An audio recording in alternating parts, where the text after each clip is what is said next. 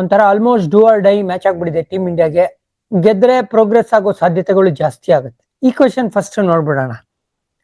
ಇವತ್ತು South Africa ಏನಾದ್ರು West Indies ನ ಬೀಟ್ ಮಾಡಿದ್ರು ಅಂತ ಹೇಳಿದ್ರೆ ಇಂಡಿಯಾಗೆ 2 ಸಿಂಪಲ್ ವಿಕ್ಟ್ರಿ ಸಾಕು, ಜಿಂಬಾಬ್ವೆ ವಿರುದ್ಧ, ವೆಸ್ಟ್ ಇಂಡೀಸ್ ವಿರುದ್ಧ.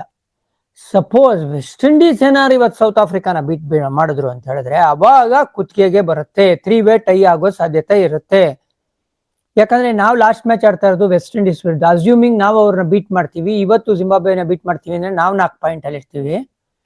ಇವತ್ತು ವೆಸ್ಟ್ ಇಂಡೀಸ್ ಸೌತ್ ಆಫ್ರಿಕಾನ ಬೀಟ್ ಮಾಡ್ತಾರೆ ಅಂತ ಹೇಳಿದ್ರೆ ಅವ್ರು 4 ಪಾಯಿಂಟ್ ಅಲ್ಲಿ ಇರ್ತಾರೆ. ಸೌತ್ ಆಫ್ರಿಕಾ ಹತ್ರ 2 ಪಾಯಿಂಟ್ ಇರುತ್ತೆ, ಅವ್ರು ಲಾಸ್ಟ್ ಗೇಮ್ ಮಾಡ್ತಾ ಇದ್ದಾರೆ ಜಿಂಬಾಬ್ವೆ ವಿರುದ್ಧ, ಅವರು ಕೂಡ 4 ಪಾಯಿಂಟ್ ಆಗ್ಬೋದು. ಅವಾಗ NRR ಗೆ ಬರುತ್ತೆ. NRR ಯಾರ್ದು ಬೆಟರ್ ಇರುತ್ತಲ್ಲ ಅವರು ಹೋಗೋ ಸಾಧ್ಯತೆ ಇರುತ್ತೆ. ಇದು ಒಂದು ಸಿನಾರಿಯೋ ಅಂತ ಹೇಳಿದ್ರೆ, ಸರ್ ಇವತ್ತು ಇಂಡಿಯಾ ಸೋತ್ರೆ ಕತೆ ಏನು ಅಂತ ನೀವು ಕೇಳಿದ್ರೆ ಸ್ಲಿಮ್ ಚಾನ್ಸ್ ಇದೆ. ಹೆಂಗೆ ಅಂತ ಗೊತ್ತಾ ನಿಮ್ಗೆ ಹೇಳ್ಬಿಡ್ತೀನಿ. ವೆಸ್ಟ್ ಇಂಡೀಸ್ 1 ಗೆದ್ದಿದ್ದಾರೆ, ಈಗ 2 ಗೆದ್ರೆ 4 ಆಗುತ್ತೆ. ಸೌತ್ ಆಫ್ರಿಕಾ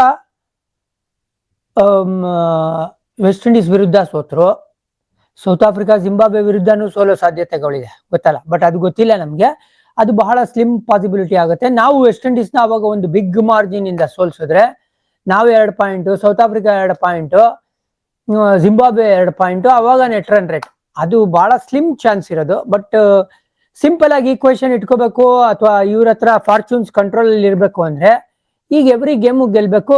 NRR ಬಗ್ಗೆ ಅಷ್ಟೊಂದು ತಲೆ ಕೆಡಿಸಬಾರ್ದು.